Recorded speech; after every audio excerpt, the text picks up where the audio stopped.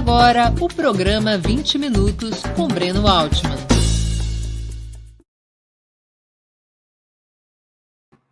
Bom dia!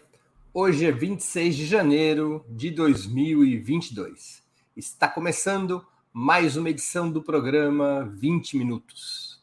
A primeira entrevista do ano será com o filósofo, escritor e músico Vladimir Safatli, professor da Faculdade de Filosofia, Letras e Ciências Humanas da Universidade de São Paulo.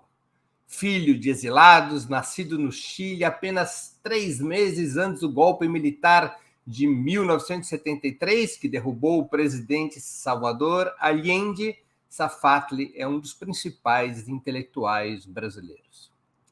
Antes de darmos início à entrevista, quero pedir um pouquinho de paciência a vocês e fazer um pedido muito importante, muito especial.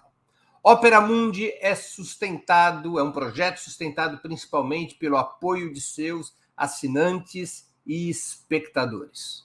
Para sermos independentes do poder econômico, escolhemos ser dependentes de vocês, que leem nossas matérias e assistem nossos programas. Sua contribuição financeira é decisiva para a manutenção de Opera Mundi e seu desenvolvimento, ainda mais em um ano tão decisivo e difícil como 2022. Há 4 formas possíveis de contribuição.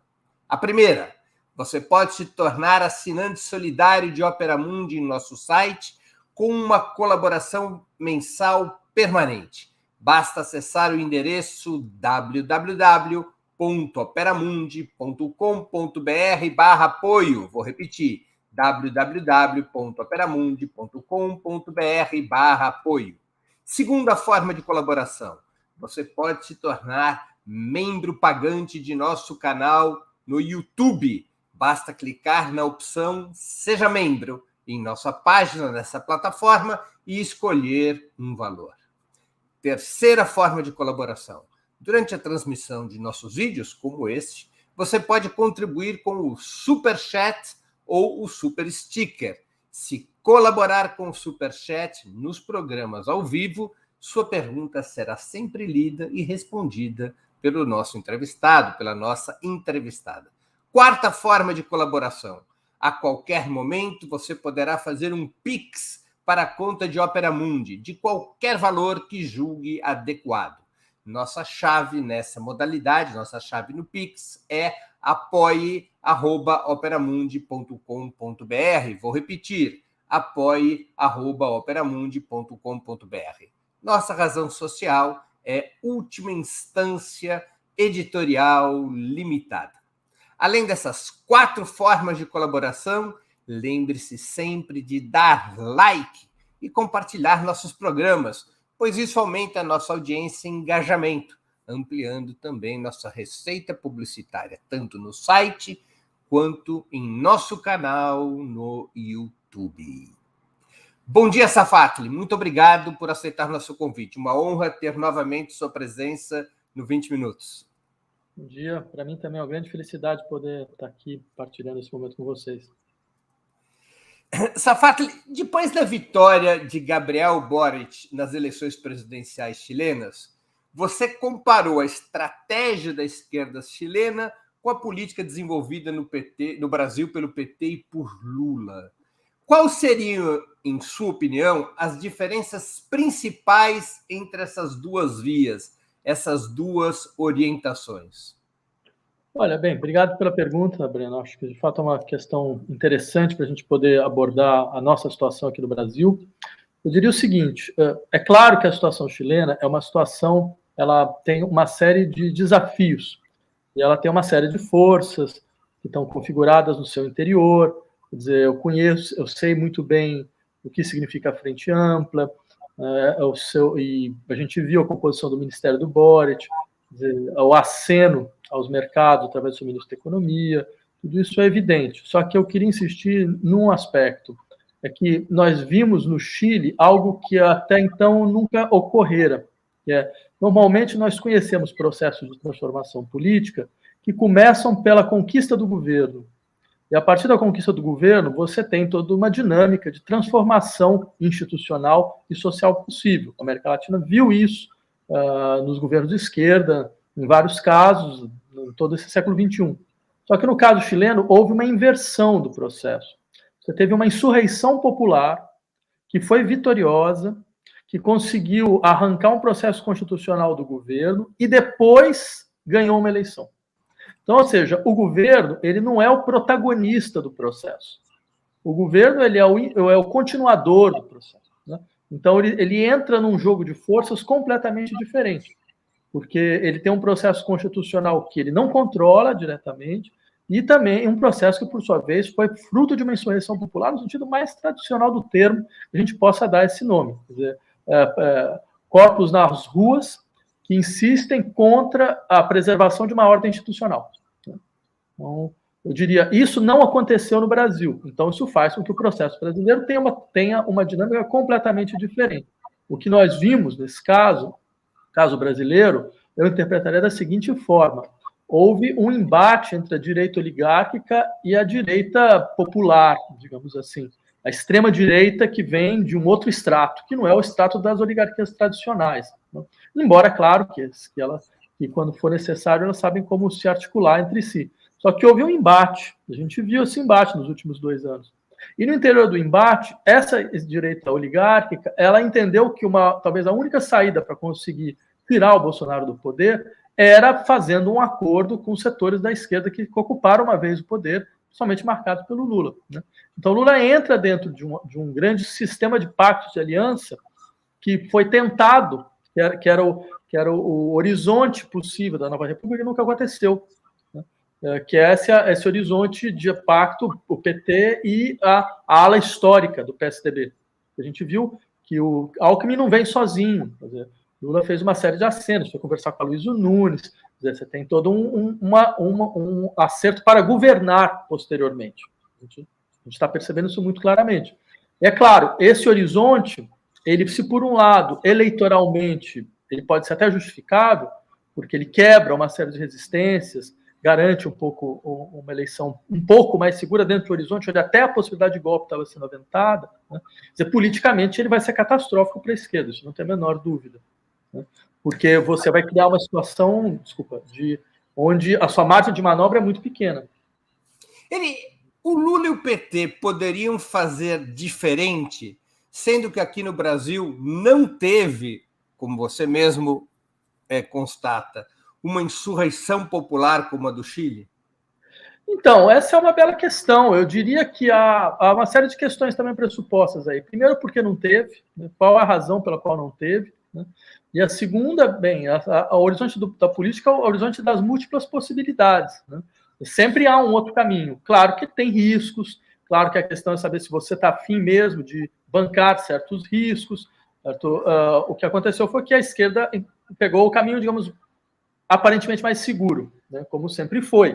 Quer dizer, a própria ideia, digamos, do lulismo já era um reformismo gradual e seguro, como o meu colega André Singer descrevia, né? E que não se demonstrou tão seguro assim. Então, acho que essa é a primeira coisa que a gente poderia colocar.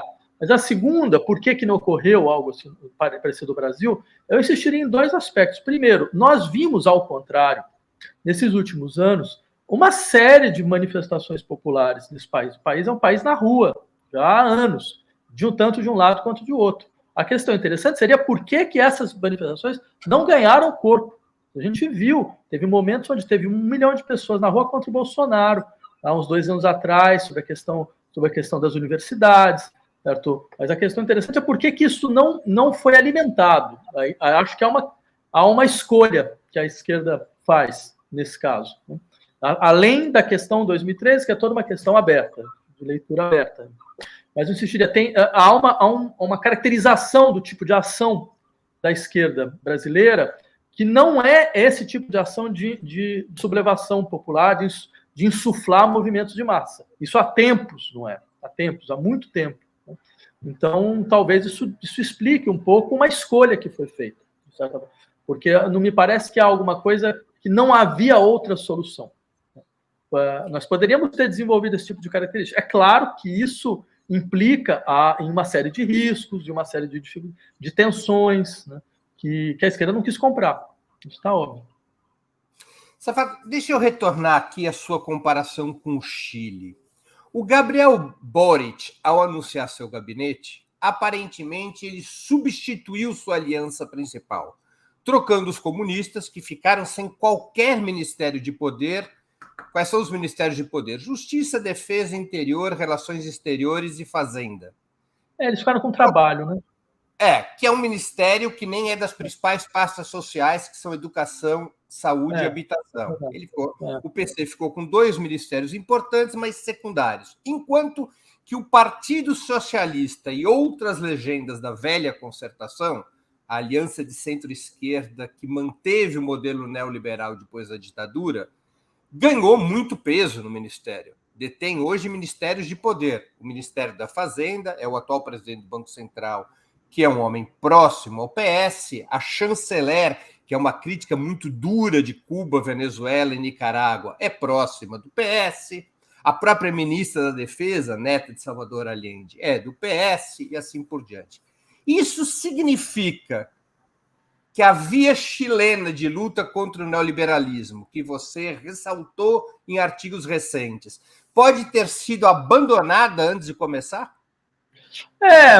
Eu entendo a sua colocação, Breno. Eu diria que há, de fato, uma tensão interna nesse projeto. Isso é muito evidente. Que eu acho que é uma tensão que se exprime na própria configuração da Frente Ampla enquanto alternativa, né? Que ela é o ponto de tensão da esquerda, dessa nova esquerda chilena, né? Porque ela está em algum lugar entre... Opa, nós tivemos algum problema com o Vladimir. Vou pedir para a produção ver o que se passou. Ele teve algum problema de uma conexão. Posição mais radical. Houve um congelamento da tua imagem, do teu som, Safatli, quando você estava dizendo que existe um ponto de tensão. Acho que ele saiu para voltar. Um minutinho só. Ele teve uma oscilação da internet, a internet caiu. Vamos só aguardar um pouquinho para retornar aqui ao Safatli. Enquanto o Safatli não retorna, deixa eu já informar o programa de amanhã. Então, antes da gente continuar, eu gostaria de anunciar que 20 minutos de amanhã, quinta-feira, dia 27 de janeiro, às 11 horas, será com a Heloísa Vilela. A Heloísa Vilela é jornalista, uma das mais experientes correspondentes brasileiras nos Estados Unidos. O tema, 1 ano de governo Biden. Nós vamos fazer um balanço do governo Biden, como o título anuncia, cuja política econômica chegou a ser saudada como revolucionária até por líderes da esquerda brasileira. Com a Heloísa, nós vamos debater esse primeiro ano do governo Biden, tanto na sua política externa quanto na sua política interna. Eu aproveito também para pedir novamente que vocês contribuam financeiramente com a Opera Mundi. Lembrem-se, há 4 formas de fazê-lo. A primeira é a assinatura solidária em nosso site, www.operamundi.com.br/apoio. Repito, www.operamundi.com.br/apoio. A segunda é se tornando membro pagante de nosso canal no YouTube. A terceira é contribuindo agora mesmo com o Super Chat ou Super Sticker. A quarta é através do Pix. Nossa chave é apoie@operamundi.com.br. Repito, apoie@operamundi.com.br. Nossa razão social é Última Instância Editorial Limitada. Vamos ver se o Vladimir Safatli já pôde retornar. Eu estou aguardando aqui um contato da produção. Ele ainda está com problemas para retornar.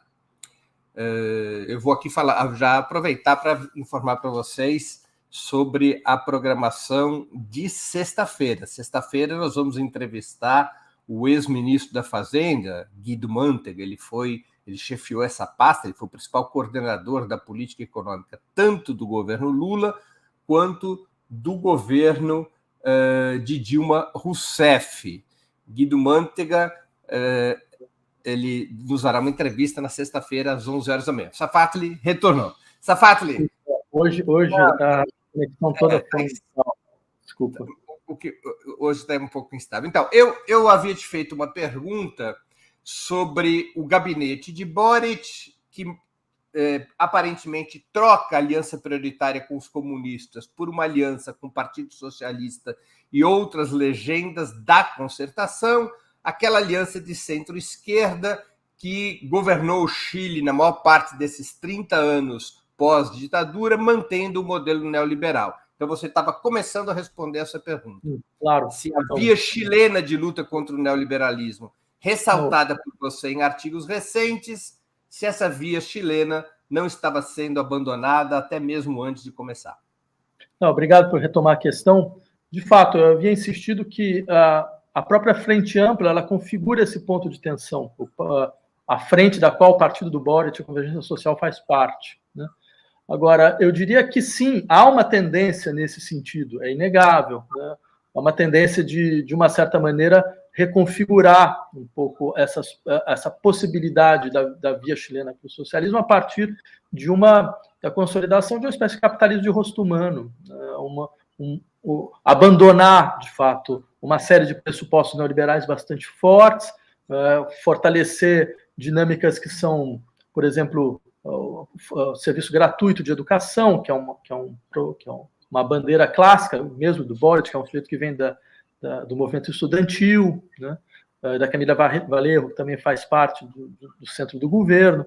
Então, são certas coisas que, acho que o cálculo que eles fazem é dentro de uma dinâmica onde, do ponto de vista da elite, você pode ter uma transformação muito brutal, se eles colocarem certas coisas na mesa, eles vão conseguir facilmente. Acho que é um pouco esse horizonte. Talvez ele vai tentar fazer algo dessa natureza.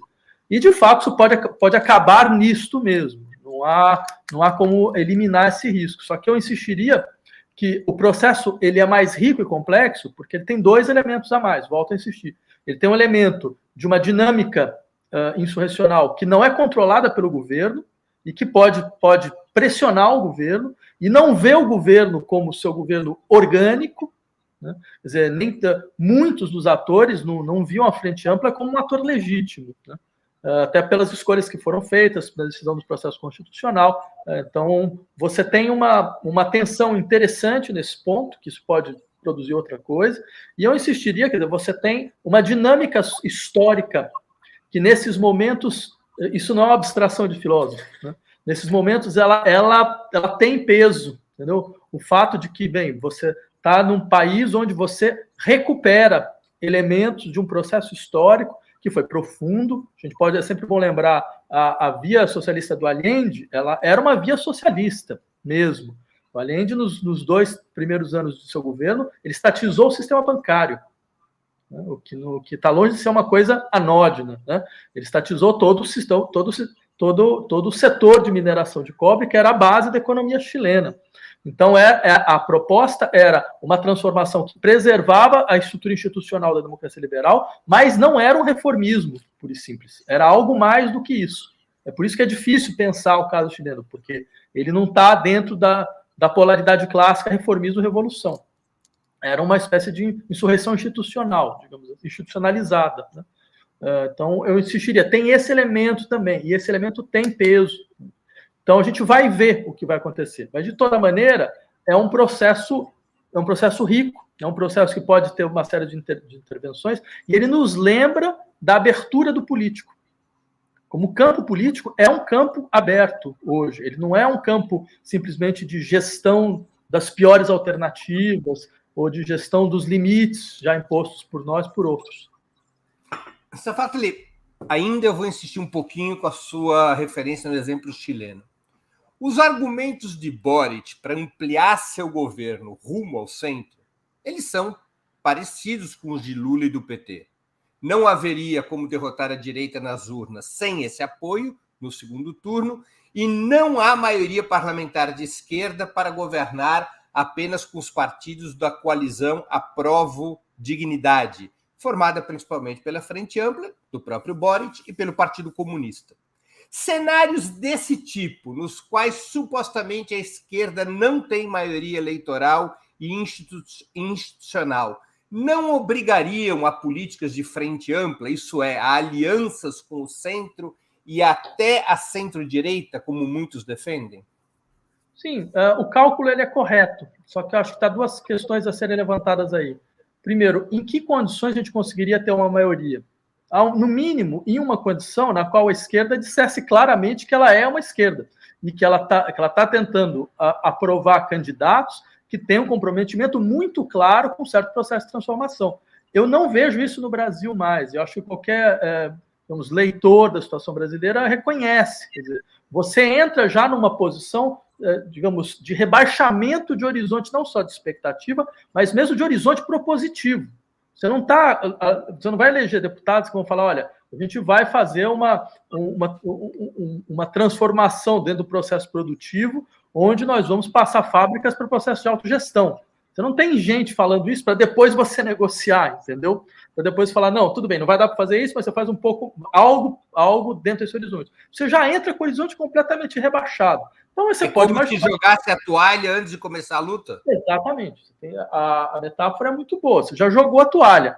Então é claro que, bem, o que vai vir vai ser muito diferente, muito diferente do que poderia vir se você já chegasse em outro patamar. Então, mas isso é uma coisa interessante. A esquerda já não acredita em si mesma enquanto posição. Eu acho isso uma coisa muito significativa. E mesmo quando você lembra esses exemplos do Boric, é a crítica que eu faria. Quer dizer, o que você faz, por exemplo, quando você vai, então, você tem então as possibilidades de poder? Você chama um sujeito, o ministro da Fazenda não, chamar de social-democrata eu já acho bastante. Entendeu? Ele é alguém do establishment tradicional, ele era o presidente do Banco Central, a gente conhece muito bem onde isso dá. A gente sabe qual é o resultado. A gente já viu isso no Brasil, o resultado desse tipo de situação. Então, acho que é verdade, ele entra com um horizonte de negociação, né? Até porque essa história de você ter você não ter maioria no Congresso, há uma diferença do caso chileno do caso brasileiro. O caso chileno, bem, mas o Congresso está esvaziado porque você tem um processo constitucional, né, no seu lugar. Quer dizer, você não tem um Congresso que tem essa força decisiva. Você tem um Congresso que vai ser ultrapassado pela nova Constituição. Então, se você faz uma aliança com o processo constitucional, no qual eles têm maioria absoluta, né, aí o resultado é outro, porque você vai ter uma outra configuração do que vai ser o Congresso posteriormente. Né? Então, o que é diferente do caso brasileiro. O caso brasileiro é um caso mais complicado. Então, lá eu acho mesmo que havia uma outra alternativa muito clara. Né? Mas a gente vai ver, mais uma vez, eu insistiria, quer dizer, você tem, mesmo dentro da aliança, o fato do Partido Comunista não ter entrado completamente significa que eles estariam dispostos, você te dá uma abertura para você fazer oposição ao próprio governo. O Partido Comunista chileno, ele seria, digamos, a ala esquerda que tende a tensionar o governo. Então, na configuração atual, por exemplo, se o candidato a presidente fosse o Radui, o processo ia ser diferente, eu acredito. Porque suas posições eram mais claras em relação a uma série de questões que são tradicionais no que diz respeito à política econômica da esquerda. E esse é um ponto que me parece muito importante, porque nós vamos entrando numa época onde parece que não existe economista de esquerda, não existe economia de esquerda. Né? Porque quando tem algum tipo de problema mais sério, a esquerda chama os liberais. Né? Ou um liberal estrito, né? Ou um neoliberal puro e simples. Né? Então, e quando a coisa está melhor, então parece que, bem, qualquer um pode fazer. Entendeu? Então vai dando essa impressão de que, no fundo, a nossa posição é meio uma brincadeira, não é uma coisa para ser levada a sério. Então, acho que e o que isso implica, na verdade, em uma ignorância em relação a toda uma produção crítica, reflexiva e propositiva da esquerda que ainda está em marcha, mas ela não tem mais ressonância dentro dos horizontes do governo. Então, eu diria isso por um lado. Por outro, eu entendo, mais uma vez, esse tipo de cálculo, como ele é feito no Brasil. Só que eu queria só insistir em um dado. Esse cálculo foi feito por nós durante 14 anos. E qual foi o resultado? Não é possível, a gente não tem nada a tirar do resultado catastrófico, que foi esse tipo de política, a não ser um discurso, e a gente acaba negligenciando essa necessidade de reflexão por um discurso que diz, não, a gente foi derrotado pelas nossas virtudes, o que não foi exatamente isso. Havia contradições internas no processo, que a gente nunca parou para pensar. Uhum. Você diz que no primeiro turno a esquerda chilena fez uma opção por identidade ideológica programática, mesmo escolhendo um candidato presidencial, o Boric mais moderado que o comunista Daniel Radue, que foi derrotado nas primárias ocorridas em outubro. O mesmo teria feito parte da esquerda peruana, com a candidatura de Pedro Castillo, eleito presidente por um partido assumidamente marxista-leninista, o Peru Livre. Você acha que esse deveria ser o caminho do PT e da esquerda brasileira, ao menos no primeiro turno? Apresentar uma chapa, como o pessoal diz, puro sangue, no primeiro turno das eleições presidenciais, com um programa claramente de esquerda? Bem, se fosse... Você pergunta a minha opinião? Sim, com certeza, sem sombra de dúvida. Sem sombra de dúvida. Até porque, bem, a situação atual, o que poderia ser uma outra esquerda brasileira não se configurou, né, isso está muito claro. Acho que a esquerda que não petista, ela perdeu sua função histórica, digamos assim, que ela poderia ter tido nesse momento, que é até de rebalancear todo o processo, porque se você tem uma oposição à sua esquerda, você é obrigado a se recolocar. Como não há nenhuma oposição à sua esquerda, então você pode fazer o que você quiser, porque no final das contas os eleitores de esquerda não têm outra alternativa. Né? Você pode fazer a aliança com qualquer pessoa, ou abrir mão de qualquer tipo de processo, porque você não tem, a esquerda fica órfã, é você ou é ninguém. Então isso não poderia ter acontecido, mas já que aconteceu, acho que o que deveria ser feito é, de fato, uma posição onde você explica à sociedade o que é um efetivo programa de esquerda para o Brasil hoje. O que ele representa? Ele é o quê? Ele é uma recuperação do programa anterior? O programa anterior tinha problemas. Não era o caso de reconhecer, olha, os problemas eram esses, a gente vai tentar fazer então isso. Você está um país num processo de pauperização explícita. Qual que é a alternativa a esse processo de pauperização? É tentar fazer o mesmo tipo de transferência de renda que a gente tinha feito antes? Tem um país que você tem uma estrutura política decomposta, institucionalmente decomposta. A gente vai fazer o quê em relação a isso? Então, acho que você coloca isso no primeiro turno, né? Claro, o jogo é você tentar eliminar a própria existência de um segundo turno. Só que se você coloca isso no primeiro turno, você vai negociar no segundo. Aí você percebe, você negocia, você está aqui. Você negocia, você vai chegar mais ou menos até aqui. Só que hoje a gente está aqui. Entendeu? Então você pode imaginar qual vai ser a negociação. Né? Eu temo muito, espero estar errado, seria feliz se estivesse errado, mas eu temo que vai ser mais ou menos um jogo simbólico. O simbólico significa, então, você vai lá, o Lula vai dizer, olha, a reforma trabalhista é muito ruim, a gente precisa rever a reforma trabalhista, e aí tem todas as reações, quer dizer, mesmo o teu vice vira e fala, olha, como assim? O que você quer dizer com isso? E aí, o que você faz? Você ouve.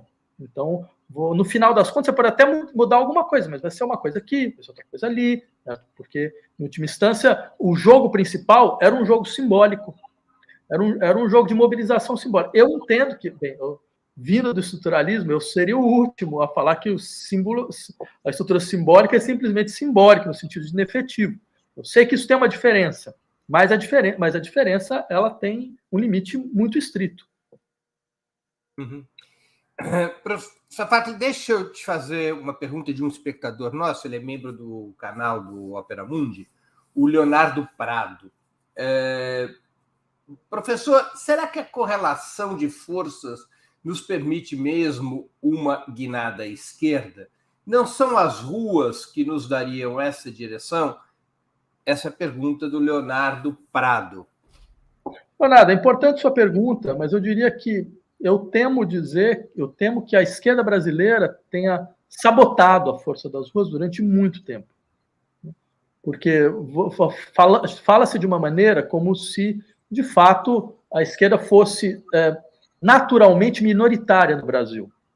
As posições de esquerda fossem naturalmente minoritárias no Brasil. Então, tem vários ideólogos que jogam um pouco com essa imagem de um país estruturalmente conservador. Certo? Então, nesse sentido, o que legitimaria o fato da esquerda ter esse horizonte tão calculado de ação, tão limitado de ação, diferente de outras circunstâncias. Eu não reconheço esse país. Eu não sei de onde esse país saiu. Eu não vejo esse país. Eu vejo outra coisa completamente diferente.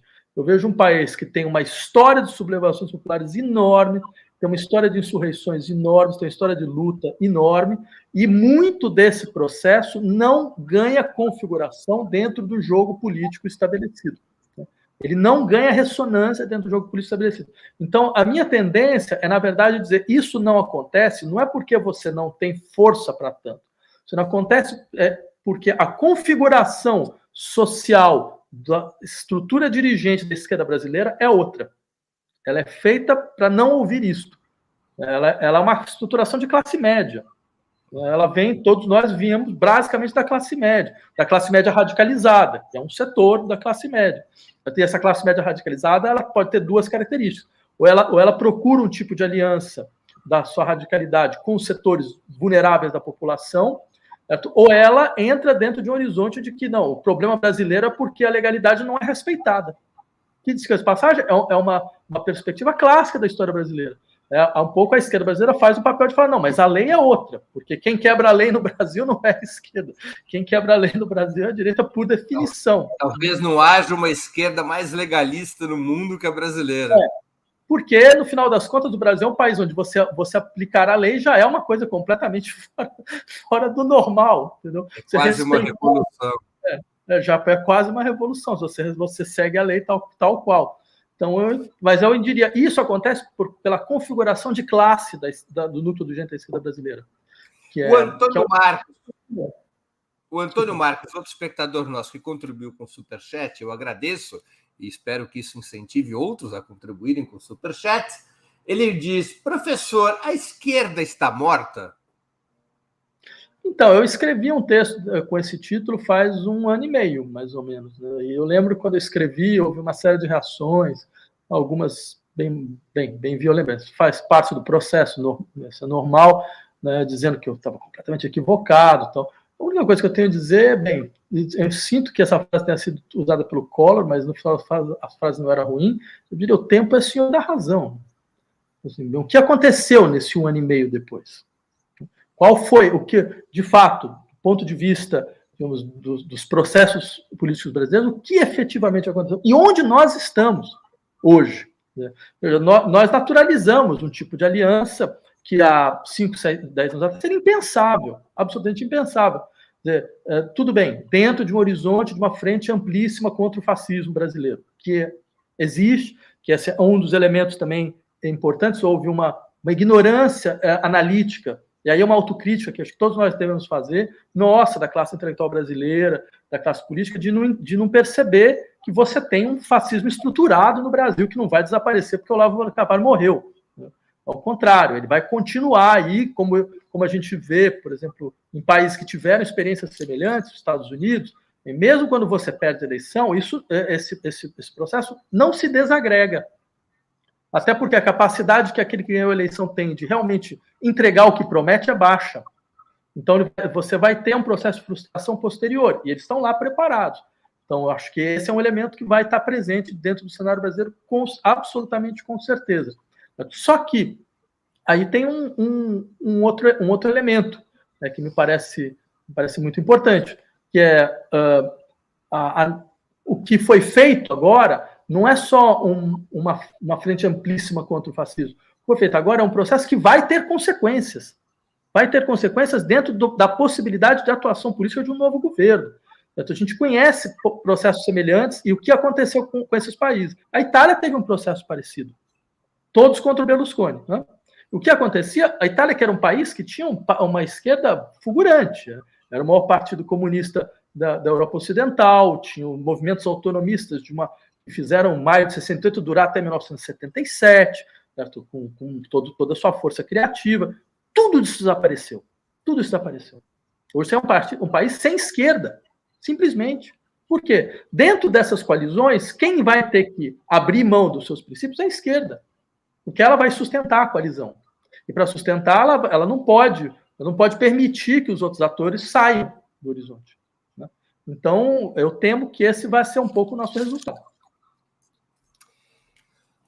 Safadi, deixa eu aprofundar um tema da tua análise que eu acho que tem muita relevância. Uma das suas críticas ao PT e ao conjunto da esquerda brasileira, em teus artigos mais recentes, diz respeito à subestimação e até ao abandono da organização e da mobilização popular como fatores centrais da ação política e da própria governabilidade de administrações progressistas. Você mesmo já se referiu a isso nessa nossa conversa de hoje. Você acha realmente possível, em governos com minoria parlamentar, é o caso do Boric e será provavelmente o caso de um novo governo Lula, você acha possível, nesses cenários, governar de fora para dentro das instituições a partir da pressão das ruas? Eu acho a única saída. A única saída. E eu insistiria que ela não foi tentada. Então a gente não pode nem sequer falar, olha, infelizmente isso aí é uma abstração de intelectual. Porque ela nem foi efetivamente tentada, de fato. E acho que o Brasil precisa disso. Ele precisa de tentar esses processos. Isso significa, de maneira muito concreta, que a esquerda ela integre no seu horizonte programático a institucionalização dos processos de democracia direta, o mais rápido possível. Né?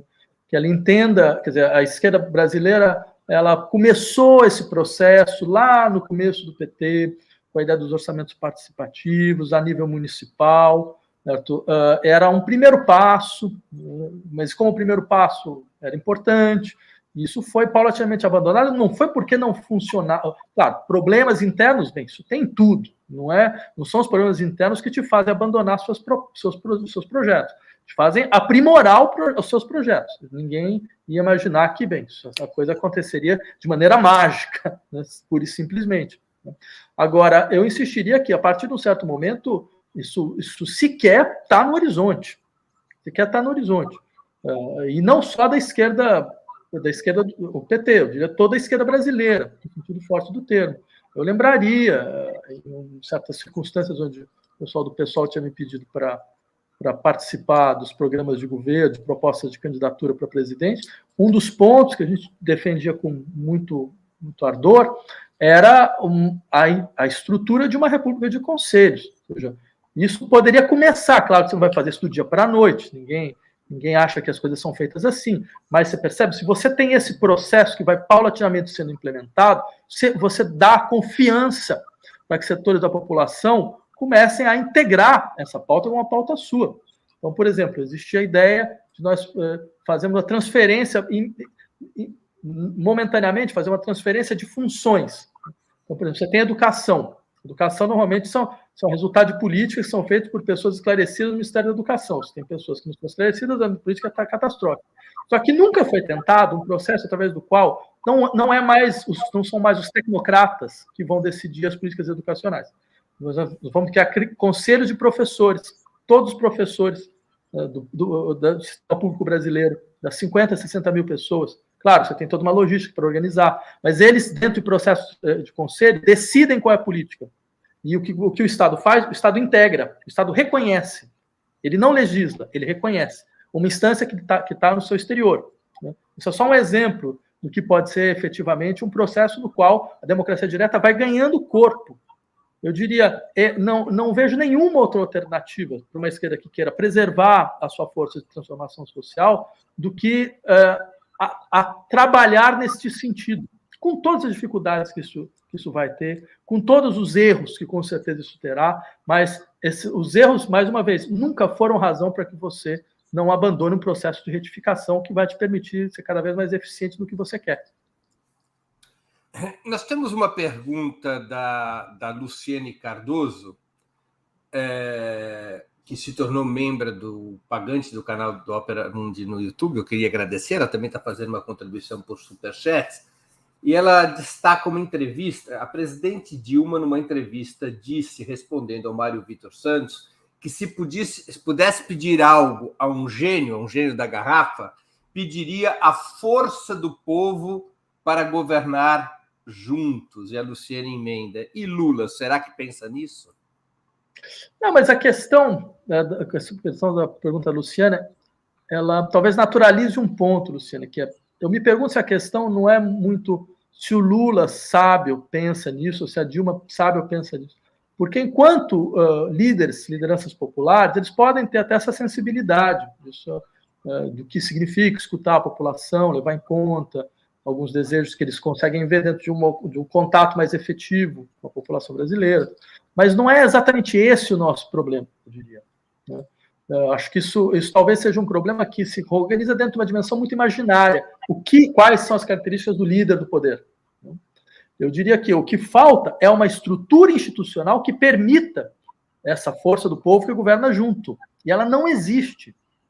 E então a função do governo é criar as condições para que ela possa emergir. Ou seja, a função do governo de esquerda é ser um governo de clara ruptura institucional com a institucionalidade que é vigente no Brasil. Eu sinto informar, mas eu acho o Bolsonaro, bem, uma coisa ele entendeu, que o Brasil é ingovernável. Há anos atrás ele falava, não, eu não quero governar o Brasil é ingovernável. É verdade. O Brasil, tal como ele foi configurado da sua estrutura institucional na Nova República, é completamente ingovernável. Mas ele foi feito para isso, ele foi feito para não ser governado. Porque o fato de não ser governado permite a preservação de uma série de interesses que vão passando. Né? Vão passando como condição para que o Brasil não entre em um colapso institucional. Então, você vai ter que aceitar, que é um pouco, as perguntas, elas são feitas mais ou menos, algumas são feitas nesse sentido. Mas a correlação de força, ou seja, como é que eu faço para quebrar a relação com o Congresso? O país fica ingovernável. Mas ele foi feito para isso. Ele foi feito exatamente para isso. Para que nunca se consiga governar com o Congresso. A única vez dentro da Nova República que um partido conseguiu ter maioria mais um no Congresso foi, acho que 86, 87, foi com o PMDB, quando era o partido o partido ônibus, né? Foi depois da eleição de 86, ele fez 260 dos 503 deputados da época. Foi a única vez em que você teve um processo normal da democracia liberal, que é um partido ter maioria simples no Congresso. Depois, não teve nada sequer perto disso. Não teve nenhum partido que chegou a ter 200 membros no Congresso. E nunca vai ter. Nunca. Você pode fazer o que você quiser. Não vai. Porque o processo foi feito para que isto nunca mais ocorra. Porque assim você balcaniza o país, você preserva as oligarquias locais, você precisa fazer com que o governo federal ele faça uma grande aliança com todos os oligarcas que estão dispersos em todos os partidos possíveis, para que você tenha uma maioria para governar, elas se preservam, independente de qual é a configuração ideológica do governo, e tudo continua como tal. Né? Então, acho que dentro de um horizonte como esse, fica muito claro que assim, não cabe à esquerda querer governar o que é ingovernável. E eu acho que o erro é um pouco esse. Seria importante falar, não, meu país é de fato ingovernável, ainda mais agora, com se viu o que é ingovernabilidade. Todas as instituições brasileiras são completamente alteradas. E você não vai conseguir voltar para trás. Só que não tem um outro horizonte. Mas não tem outro horizonte, não é porque não é possível ter outro horizonte. Porque a esquerda brasileira não é feita para isso. Ela não é feita para falar, não, de fato, a gente não vai governar com o Congresso. A gente vai precisar pensar outras formas institucionais para um país que não consegue mais se governar. E tem essas outras formas, na tua opinião, tem a ver com democracia direta?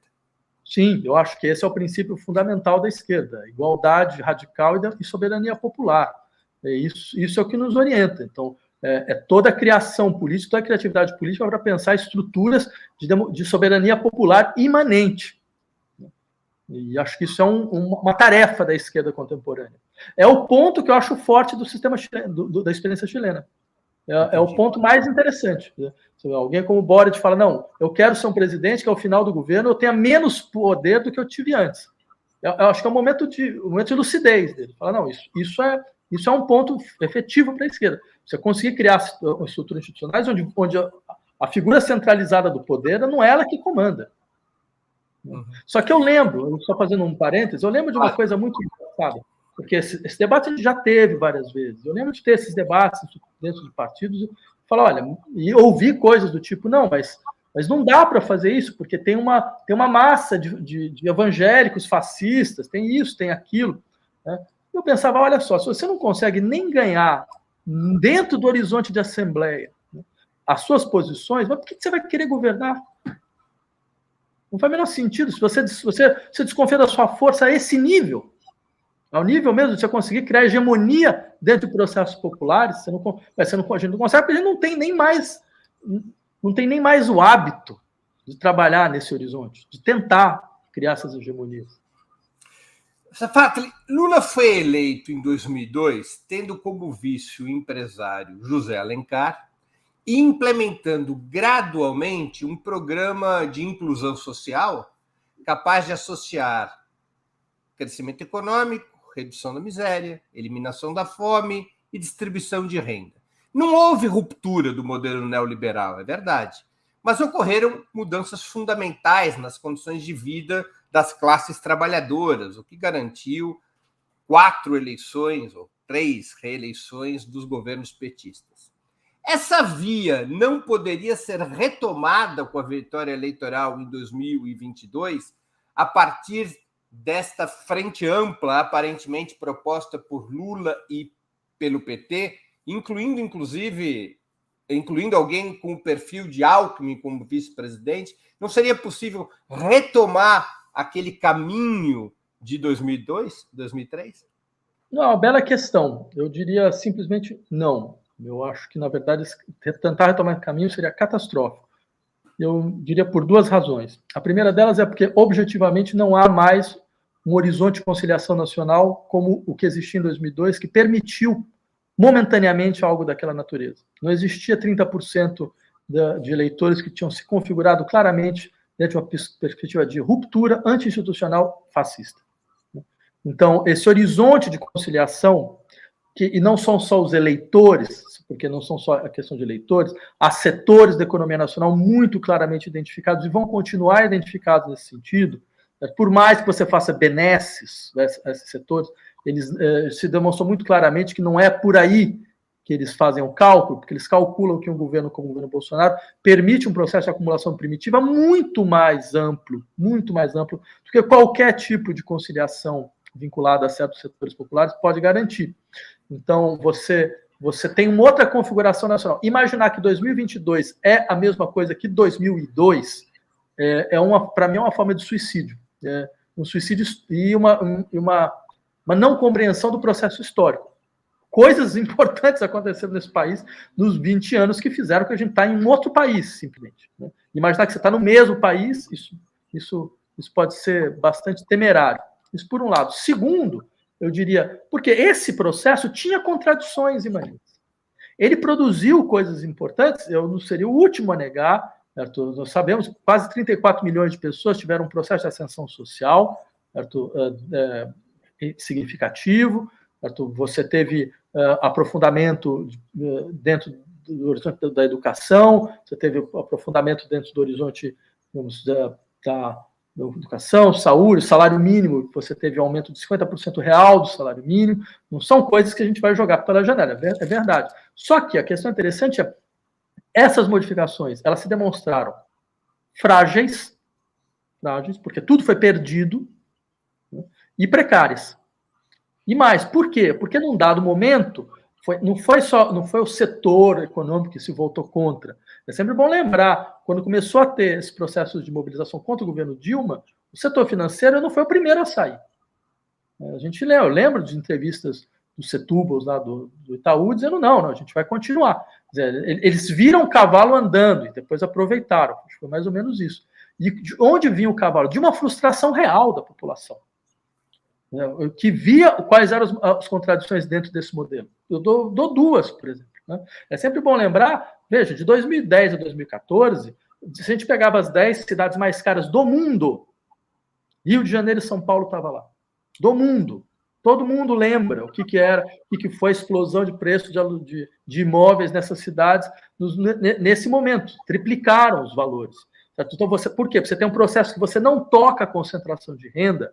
Então, o que acontece? Você tem uma classe que ela ociosa e rentista, que ela continua seu processo de acumulação. Então, quando você tem 7,5% de crescimento, como teve em 2010, 2009, então o que acontece? Essa classe ela ainda amplia os seus ganhos e ela pressiona o processo inflacionário todo. Por quê? Porque ela é uma classe que tem consumo conspícuo. Então, você não é à toa que as cidades mais caras do mundo naquele momento eram Luanda, Moscou, São Paulo e Rio de Janeiro. As 4 estavam entre as 10. Todos os países que têm a mesma configuração. Não tocam, entram em forte crescimento, não tocam o processo de concentração de renda, preservam os ganhos, mas aumentando um pouco, capitalizando a base, mas preservando o topo. Bem, a divisão ela continua e essa divisão explode o que se ganha. Explode o que se ganha, porque você vai perdendo tudo que você ganhou. E ainda mais, o Estado não consegue se capitalizar para fazer as transformações que precisam. Lembram, por exemplo, em 2013, você tinha todo mundo gritando: eu quero a escola padrão FIFA. Por quê? Porque depois eu fui procurar, você teve 25 milhões de novas matrículas no sistema privado, as pessoas saíram do sistema público para o sistema privado. Quando o Alckmin, companheiro Alckmin, né, estava lá, quando o governador de São Paulo começou a tacar bomba nos estudantes, porque os estudantes ocuparam as escolas, né, e os estudantes estavam falando que ele queria fechar as escolas, e ele respondia: eu fecho a escola porque não tem mais matrícula. Era verdade. As pessoas estavam saindo da escola pública, porque a sociedade brasileira é muito melhor do que se pensa. Quando a sociedade brasileira teve dinheiro, a primeira coisa que eles fizeram foi tirar o filho da escola pública e colocar na escola privada. Eles queriam preservar o processo de formação das suas crianças e dos seus filhos, o que demonstra o que realmente a sociedade brasileira é. Só que, claro, a escola privada é uma catástrofe, eles vão descobrir isso rapidamente. Mas o problema é que eles vão perdendo os ganhos, porque eles foram tendo novos gastos. Eles iam ter que pagar agora R$1.000, R$700 de escola, que antes eles não precisavam. Né? Então, o que acontece? Havia contradições imanentes ao processo. E elas nunca foram efetivamente trabalhadas e pensadas. A gente vai fazer o mesmo processo para quê? Para dar no mesmo problema?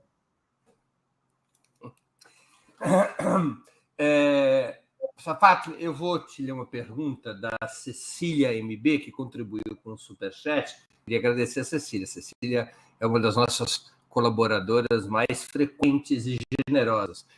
E sirva de exemplo para que outros também contribuam com o Superchat, com o Pix, com a inscrição como membro pagante do nosso Atlas. É possível fazer mudanças e transformações sociais sem o enfrentamento das questões estruturais? Isso não é uma ilusão? Sim, mas eu acho que esse é um pouco o problema da esquerda brasileira. Quer dizer, o que significa enfrentamento das questões estruturais? É sempre bom lembrar, desde os anos 60, o horizonte de ação política governamental da esquerda era tocar reformas de base, não era o grande slogan dos anos 60, né?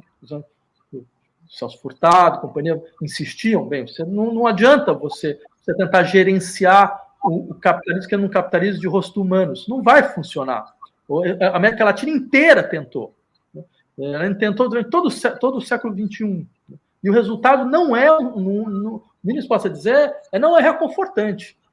É claro que é muito melhor estar dentro do governo como um possível governo Lula, um governo Fernandes, os peronistas na Argentina, do que estar sobre um regime fascista. Isso é inegável, ninguém vai eliminar esse tipo de questão, não é disso que se trata. Né?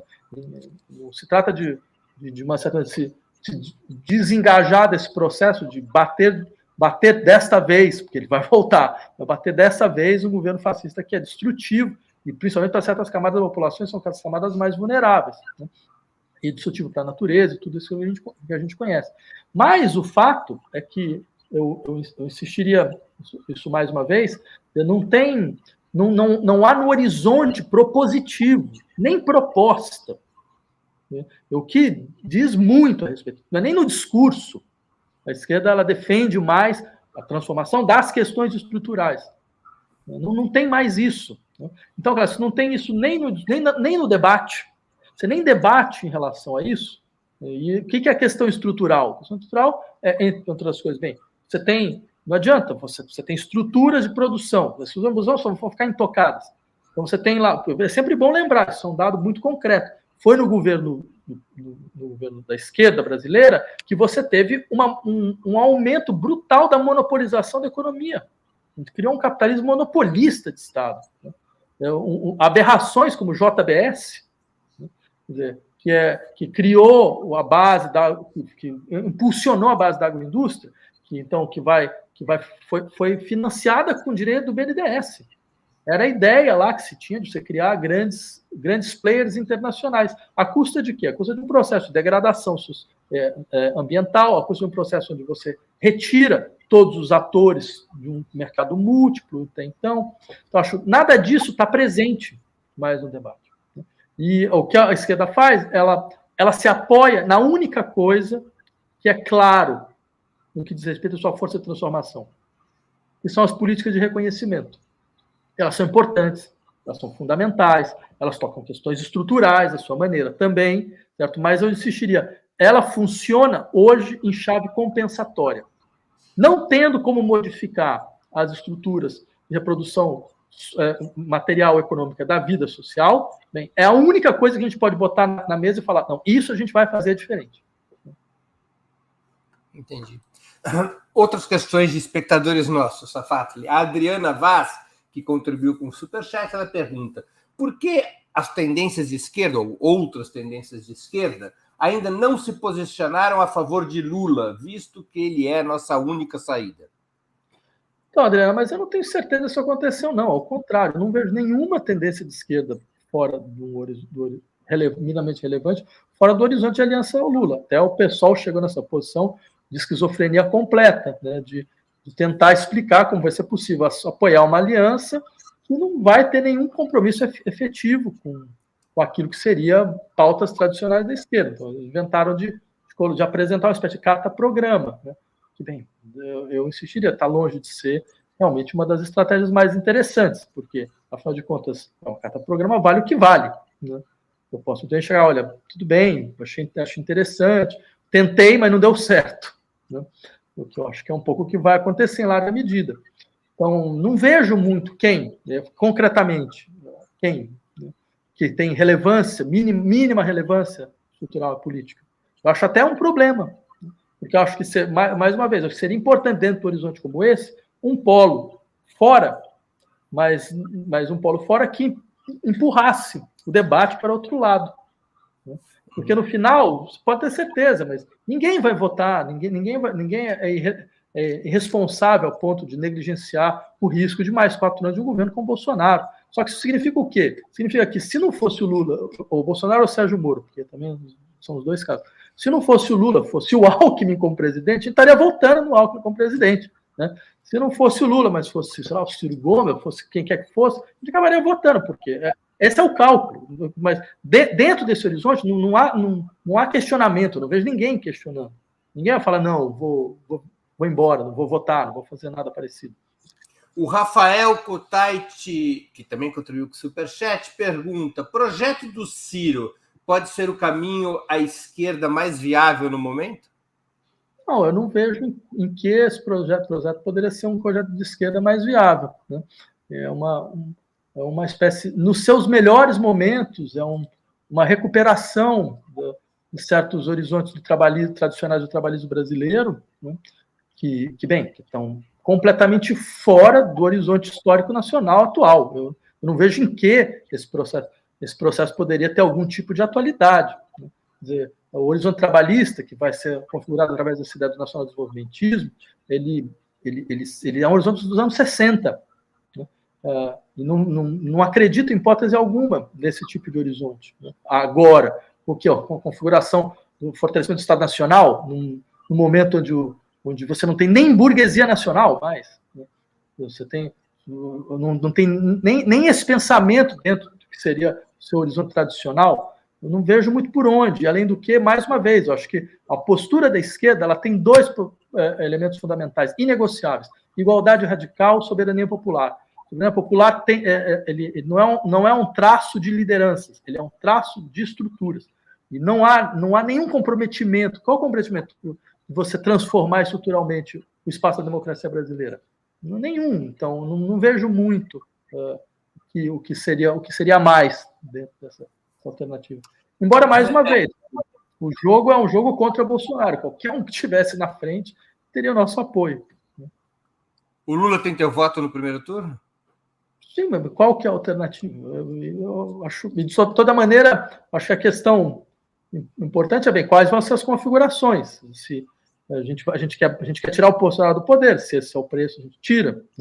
Né? Mais uma vez, acho que há uma responsabilidade muito forte de todos os atores da política nacional, da classe intelectual, dos movimentos sociais, de compreender que o Brasil ele não pode se permitir mais 4 anos desse tipo de catástrofe, sob nenhuma hipótese.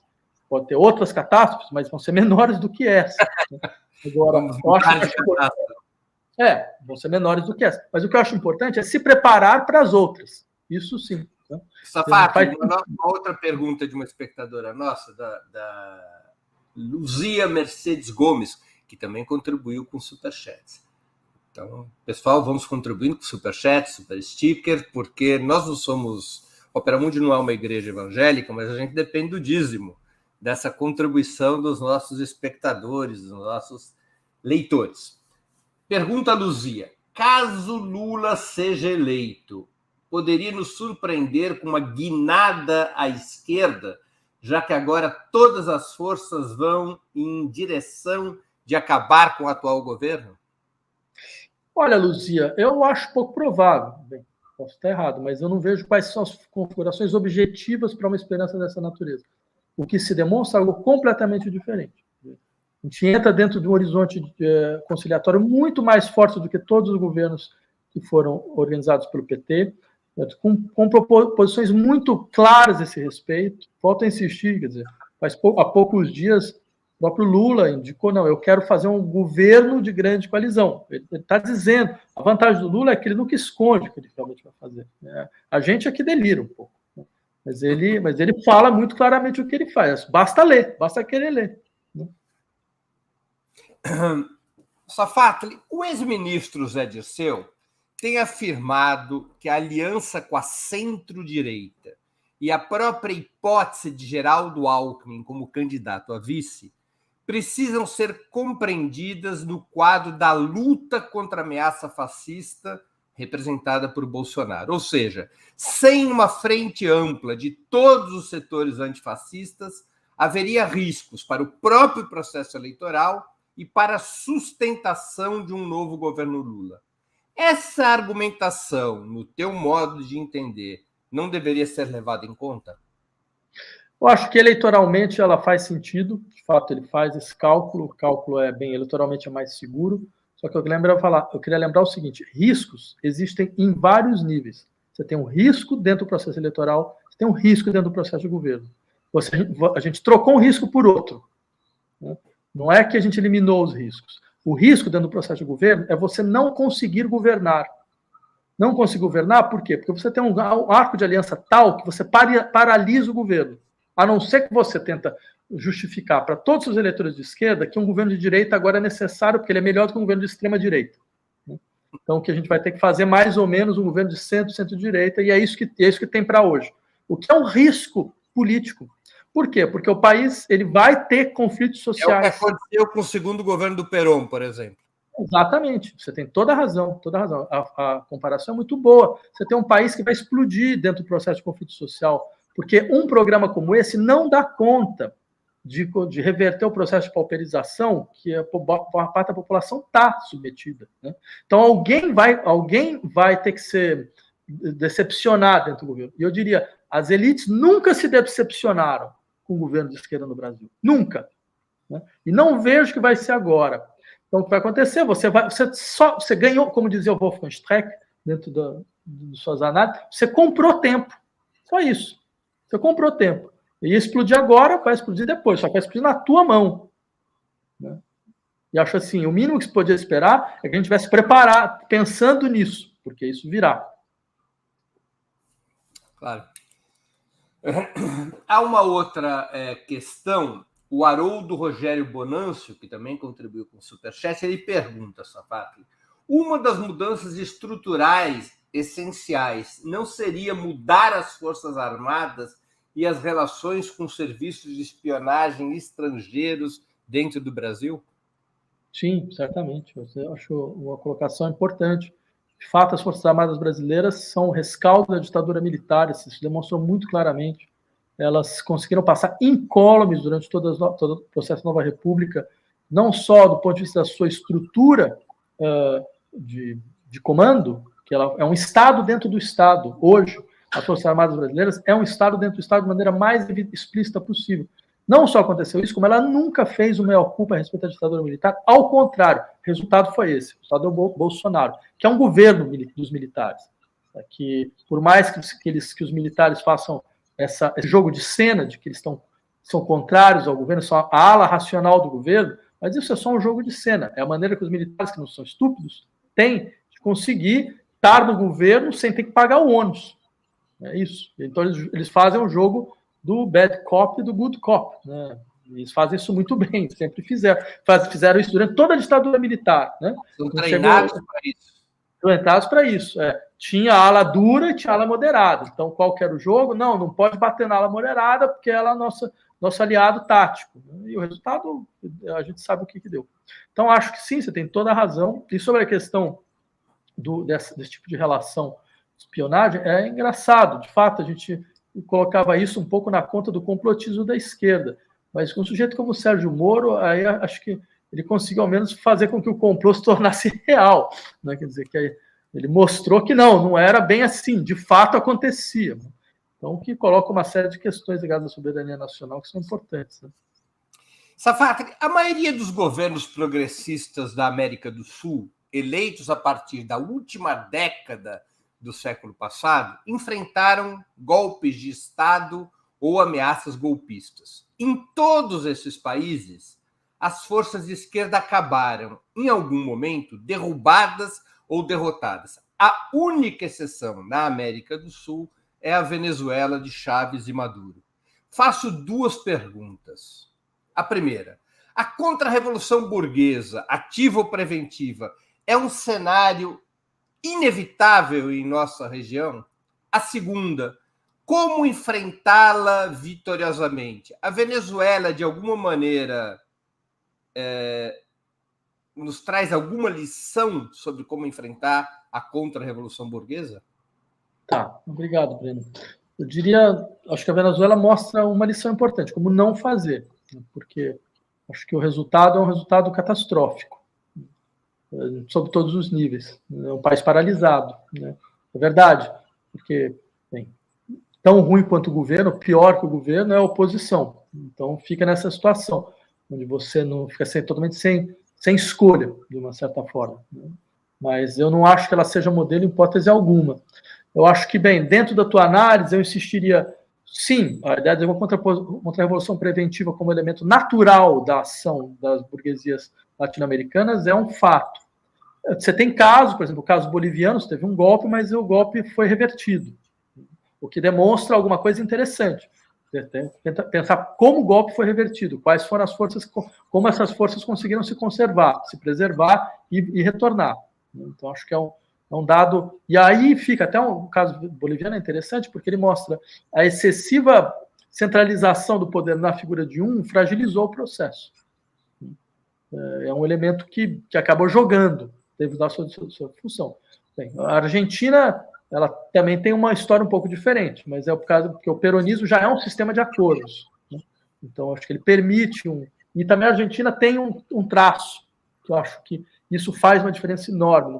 Por exemplo, se a gente comparar com o caso brasileiro, eles têm hoje, atualmente, nesse exato momento, 1.000 militares na cadeia, o que impõe uma linha vermelha importante e barra esses processos. Essa era uma saída. Se a gente tivesse feito esse trabalho, se tivesse botado hoje 1.000 militares na cadeia, o general Heleno não ia estar no comando lá do Planalto, ele ia estar na cadeia. Né? Então, aí a gente poderia tentar alguns tipos de processo. Então, isso acho que é um elemento importante. Suspender a lei de anistia seria bem fundamental. Mesmo que eu sei que hoje, nessas circunstâncias, a gente está completamente fragilizado para tentar fazer alguma coisa dessa natureza. Agora, por outro lado, eu insistiria que uma saída é que esses processos eles se dão muitas vezes, talvez no caso boliviano ele é um caso diferente, talvez por causa disso, porque ele tem uma organização popular forte e autônoma, né? Então, mas muitas vezes são processos que dão como revolução pelo alto, né? Ou são figuras que aparecem de forma meio meteórica, né? E essas figuras elas fortalecem certas demandas, mas elas não têm muita coisa por trás. O caso peruano é interessante. O Castilho sai de um partido micro, né?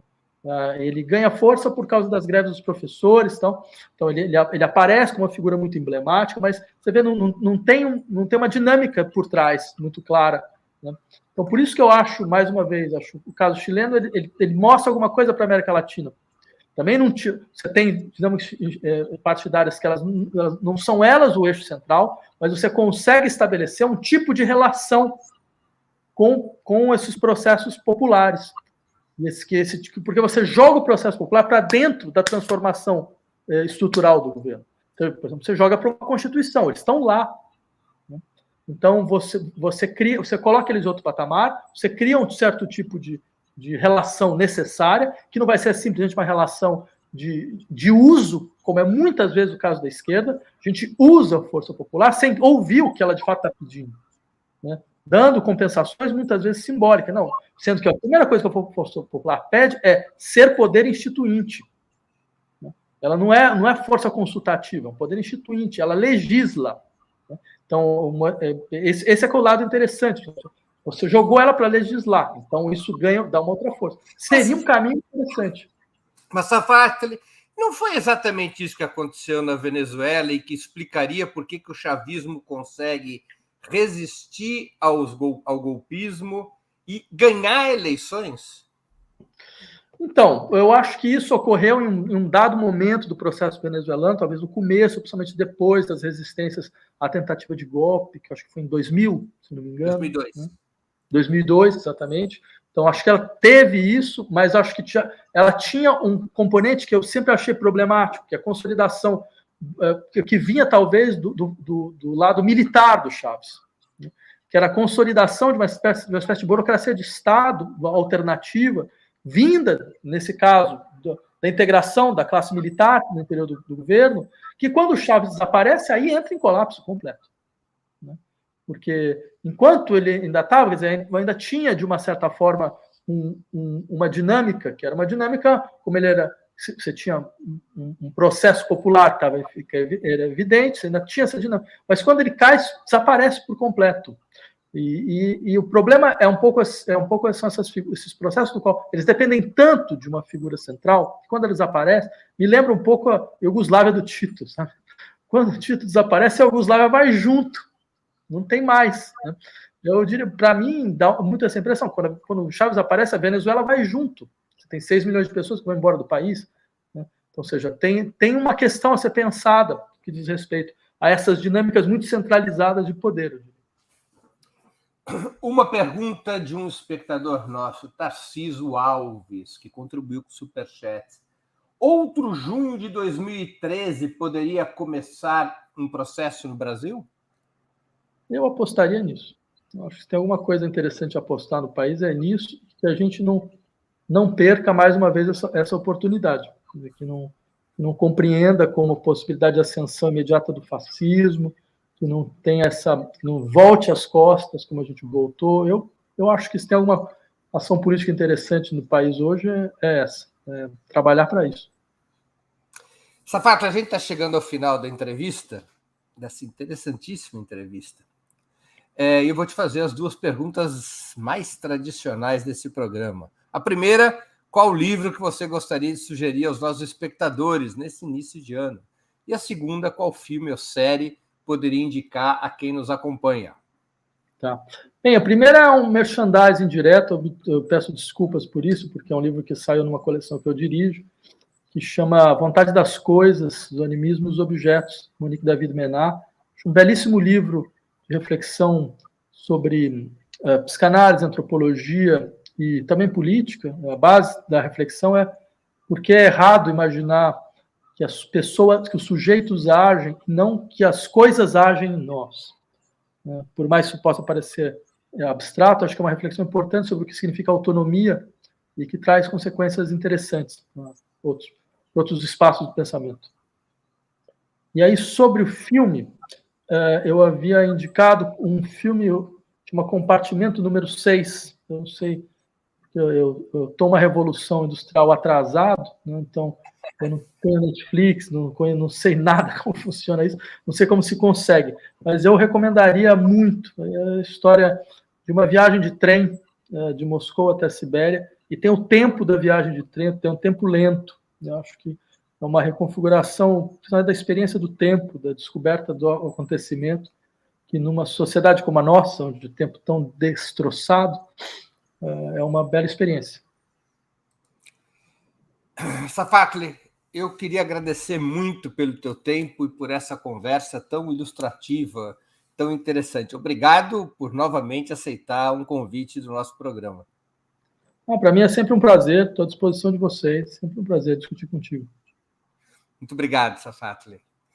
Também agradeço a todos e todas que assistiram esse programa, em especial aqueles que puderam fazer contribuições financeiras ao nosso site e ao canal de Opera Mundi no YouTube. Sem vocês, nosso trabalho não seria possível e não faria sentido. Um grande abraço a todos e a todas.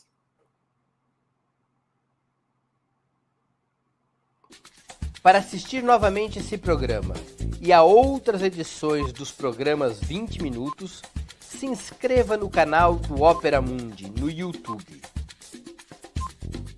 Curta e compartilhe nossos vídeos, deixe seus comentários. O jornalismo de Opera Mundi é mantido com o seu apoio.